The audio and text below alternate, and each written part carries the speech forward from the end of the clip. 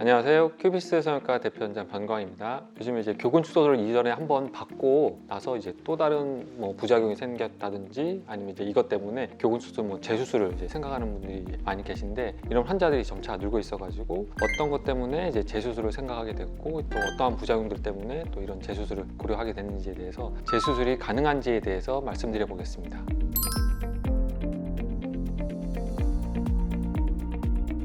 다양한 경우에 이제 교근수술, 재수술을 생각하게 되는데, 일단 제가 상담한 경우에 이제 제일 많이 찾아오시는 분들은 재발 현상 때문에 일단 제일 많이 오고 계세요. 그 전에 이제 신경 차단 교근수술을 했던 분들 같은 경우는 재발률이 꽤 많이 발생을 한다 보시면 되고, 두 번째로는 이제 근육 자체를 이제 없애는 중주파 교근 수술이라든지 아니면 RFITT 장비를 통한 저온 교근 소작술 이런 수술했던 환자들, 또는 이제 요즘에 이제 뼈 수술, 윤곽 수술을 이제 많이 하다 보니까 사각턱 축소술을 하면서 이제 근육을 절제하는 경우가 되게 많은데, 이런 교근을 절제한 후에도 또 이제 재발하는 환자, 이런 환자들이 이제 많이 찾아오고 있다 보시면 되고, 두 번째로는 이제 수술 받고 나서 이제 비대칭 현상이 생기는 경우들이 많이 발생을 하는데, 이제 한쪽은 이제 수술이 잘 돼가지고 이제 많이 줄어들었는데, 이제 반대쪽이 이제 재발 때문에 이제 또 커지면서 이런 비대칭 현상이 많이 생길 수가 있거든요. 그래서 이런 현상 때문에 이제 찾아오시는 분들이 또 있고, 또는 이제 근육 자체를 없애는 아까 말한 이제 근육 절제술이라든지 아니면 근육을 이제 태우는 방식, 이제 근육 소작술, 이런 경우에는 의사의 감각으로 이제 이 넓은 근육을 이제 100% 없앨 수는 없고 이제 적절한 용량만 절제하거나 이제 태우거나 이렇게 되는데, 그게 이제 좀 잘 안 됐을 때, 또는 이제 근육이 이제 재발할 때 이제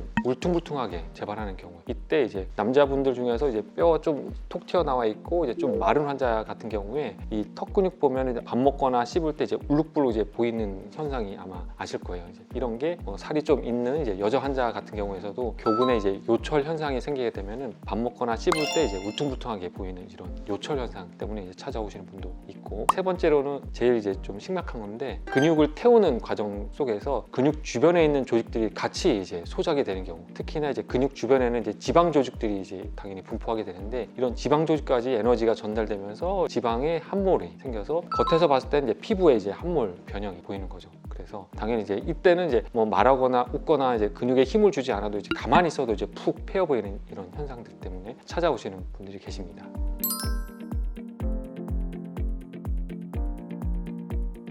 네, 당연히 가능하고 여러 가지 부작용들이 다양하게 있겠지만, 그 중에서도 앞서 말씀드린 그런 부작용들 같은 경우에는 어느 정도 제가 하는 수술로 충분히 커버가 가능하다 보시면 되고, 보통 이제 안면 신경이라든지 얼굴의 움직임, 특히나 후기 찾아보시면은 밥 먹고 말하고 또는 이제 눈을 깜짝깜짝 할 때 저절로 이제 본인 의사랑 상관없이 입 주변이라든지 이제 눈 주변이 파르르 떨리거나 이제 불수의적으로 저절로 막 움직이는 이런 안면 신경의 이제 이상 현상이라든지 또는 이제 감각 이상 현상, 이런 것들은 솔직히 영구적으로 장애가 오는 경우들이 많거든요. 그래서 그런 현상까지는 제가 어떤 방법을 통해서 다시 이제 원래대로 치료하거나 그거는 솔직히 불가능하지만, 육안적으로 봤을 때 비대칭 현상, 재발 현상, 이런 것들은 충분히 이제 재수술을 통해서 치료가 가능하다 보시면 좋을 것 같아요.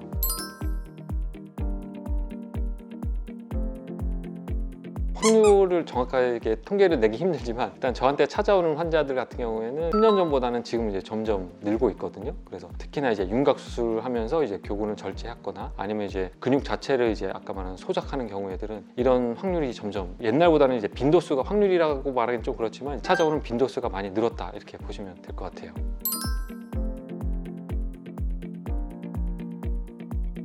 현재 제가 하고 있는 신경차단 교근 수술은 제가 과거에 했던 이제 치과 방식의 이제 교근 축소술에서 점점 발전을 시켜가지고, 장비 자체도 제가 이제 특허 등록 받은 장비를 이제 만들어서 사용을 하고 있고, 저는 이제 메인 신경뿐만 아니라 아래쪽에 있는 이제 미세한 잔신경까지 최대한 많이 차단함으로써 이 재발률을 확실히 낮췄거든요. 그래서 제가 지금 통계를 내보면은 제 환자 같은 경우는 수술 끝나고 한 2% 환자에서만 이제 재발이 되기 때문에 저 자신도 이제 자신이 있고, 이 재발된 환자들 같은 경우에 이제 간단하게 또 리터치만 해서 또 유지를 할 수 있거든요. 저희 환자 같은 경우는 이제 평생 관리 서비스라 그래가지고, 저희가 한번 수술한 환자 같은 경우에는 언제든지 재발돼서 오시면은 간단하게 리터치를 통해서 다시 재발 현상을 없앨 수 있다, 이렇게 보시면 좋을 것 같아요.